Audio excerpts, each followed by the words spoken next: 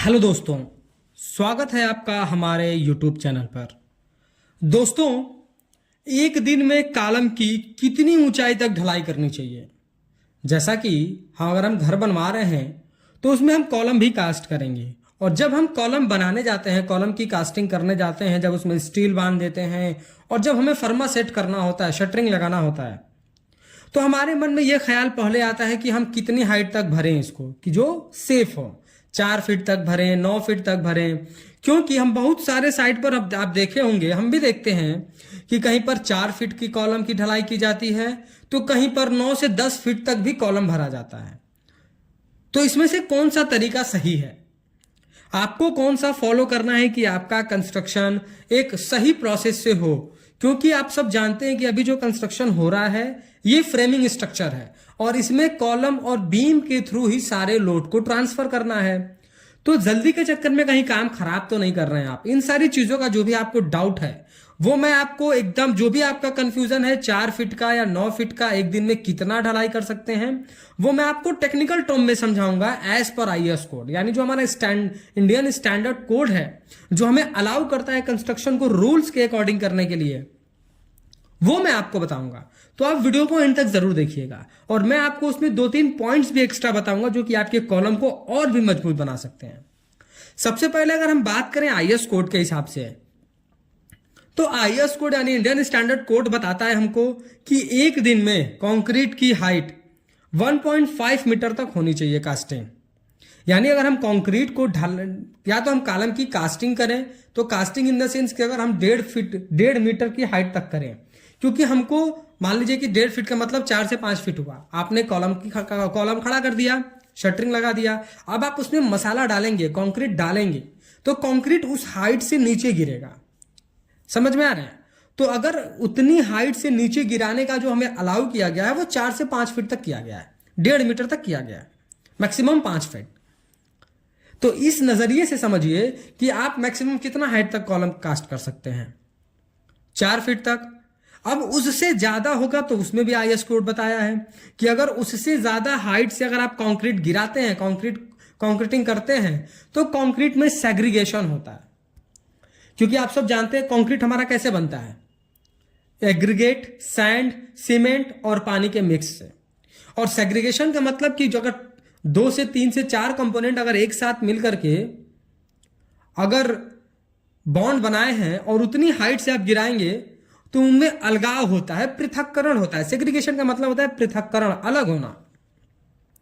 तो सेग्रीगेशन होगा तो जो भी हमारे हैवी पार्ट्स होते हैं, सॉलिड पार्ट्स, जैसे कि एग्रीगेट हो गया, जैसे कि हमारा बालू हो गया, तो वो पहले नीचे बैठ जाता है और पानी ऊपर आ जाता है। तो इसके सेग्रीगेशन होने की वजह से हमारा जो हमारा कंक्रीट है वो कमजोर हो गया, और कंक्रीट हमने किसमें यूज करा? कॉलम में, तो हमारा कॉलम वीक हो गया। तो इससे आपका पूरा का पूरा कंस्ट्रक्शन कमजोर हो जाएगा। और इसका दुष्परिणाम ये होगा, आप इमेज की हेल्प से मैं आपको दिखा रहा हूं कि यहां पर देखिए कितना अजीब तरीके का सेग्रीगेशन हुआ है। पहले तो यहां पर वाइब्रेटर का यूज नहीं करा गया, और दूसरा कंक्रीट एक दिन में 10 फीट की हाइट तक भरा गया। उसका नुकसान ये हुआ कि मसाला कंक्रीट हर जगह पहुंचा ही नहीं। आप हाइट से गिराए और आप उसमें सेग्रीगेशन होने की वजह से कहीं पर कंक्रीट गया, कहीं पर कंक्रीट नहीं गया, और आपको एक ऊपर का पार्ट दिख रहा है। अगर ऐसा आपके साइड पर होगा तो आपका मिस्त्री या ठेकेदार तुरंत बोलेगा कि हम इस पे 1-4 का मसाला बना करके इसको प्लेन कर देंगे, आपका एकदम कंक्रीट कमजोर, ये बिल्कुल पहले की तरह होगा, इसमें कोई प्रॉब्लम नहीं आएगी। पर यहीं पर मिस्टेक हो जाती है। अगर आप 1-4 का मसाला बनाते हैं तो हमारा जो कंक्रीट है वो वाटर रेजिस्टेंस होता है, कुछ हद तक पानी को रोकता है। हमारा कंक्रीट, जो हमारा मोटार है, जो हमारा मसाला है, वो पानी को एब्जॉर्ब भी करता है। तो क्या होगा, वेदर की वजह से प्रॉब्लम ये आएगी कि वो पानी को एब्जॉर्ब करेगा, तो आपका जो कंक्रीट के अंदर छुपा हुआ सरिया है, जो कि अच्छी तरीके से कंक्रीट से नहीं छुपा हुआ है, आपने उसको मसाले से छुपाया हुआ है, अब उस पे क्या है, सरिये पे जंग लगेगा, और जंग लगने की वजह से वो सरिया क्या होगा, खराब होगा, और इनडायरेक्टली वो आपके पूरे के पूरे कंस्ट्रक्शन पे असर डालेगा। तो इस तरीके की मिस्टेक जनरली साइट पर हो ही रही है। तो एज पर आईएस कोड कितना हमें अलाउ है? 1.5 मीटर। पर हम बहुत सारे कमर्शियल साइट पर हमने प्रैक्टिकली 10 फीट तक कॉलम की कास्टिंग कराई है और कराई भी जाती है। ये सही है क्योंकि हमारा आईएस कोड कहता है कि आपको कंक्रीट 1.5 मीटर की हाइट से नहीं गिराना है। तो हम उसका दूसरा उपाय ये करते हैं कि कमर्शियल प्रोजेक्ट में क्या है कि हमको टाइम बचाना होता है, हमको प्रोजेक्ट को पहले खत्म करना होता है, टाइमली खत्म करना होता है।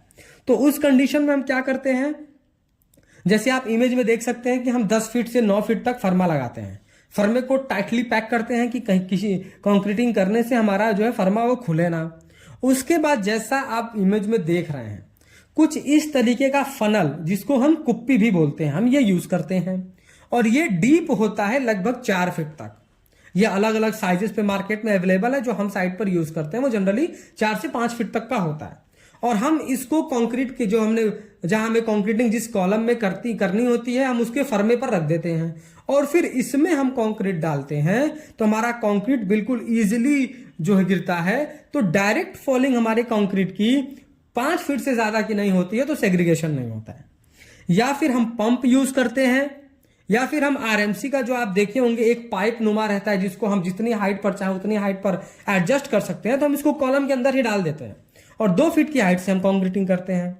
तो वहां भी हमारा ये जो क्राइटेरिया है एज पर आईएस कोड कि आपको 1.5 मीटर की हाइट से कंक्रीट को फॉल नहीं करना है, गिराना नहीं है, उस चीज से हम बच जाते हैं, कोई बाईपास यूज नहीं करते हैं। तो हाँ, कंस्ट्रक्शन में 9 से 10 फीट भी कॉलम की कास्टिंग कराई जाती है पर प्रिकॉशंस फॉलो करे जाते हैं। हम वहां पर क्या करते हैं, 9 से 10 फीट का कॉलम कास्ट करते हैं, लेकिन या तो फनल, पंप या फिर आरएमसी का जो पाइप होता है हम इस तरीके के इंस्ट्रूमेंट यूज करते हैं इस क्राइटेरिया को फुलफिल करने के लिए, जैसा आपने आपको इमेज के थ्रू अभी समझाया।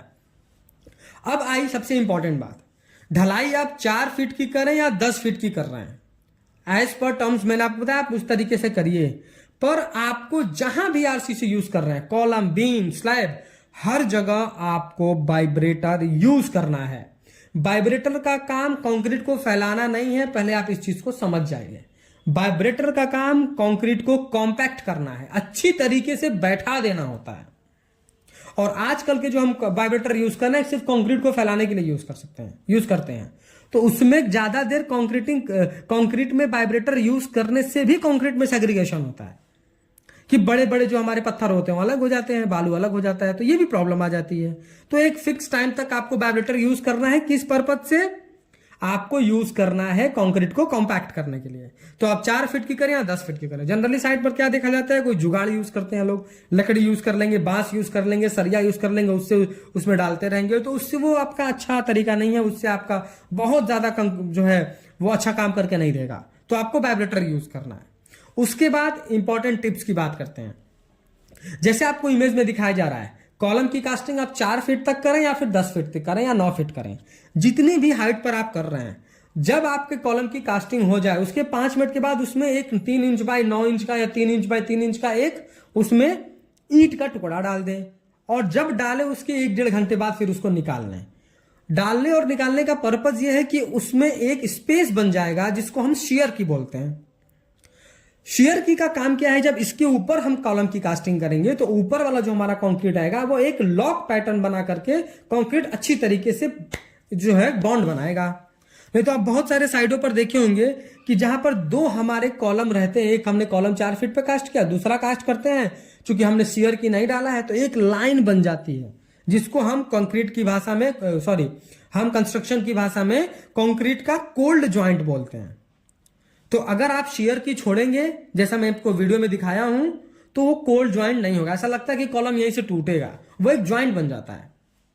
और हाँ, सबसे इंपॉर्टेंट, आपको क्यूरिंग करनी है। एक कॉलम की कास्टिंग हो गई, अब दूसरा करने जा रहे हैं तो उसमें आप क्यूरिंग कर दीजिए। ज्यादा बेहतर है कि आप सीमेंट की स्लरी यूज करिए। वीडियो पसंद आया हो तो प्लीज वीडियो को लाइक कर दो। अगर चैनल पर नए हैं, कंस्ट्रक्शन से रिलेटेड ऐसे ही इंफॉर्मेटिव वीडियोस इन फ्यूचर देखना चाहते हैं तो प्लीज चैनल को सब्सक्राइब करके बेल नोटिफिकेशन को ऑल पर प्रेस कर दें। Thank you.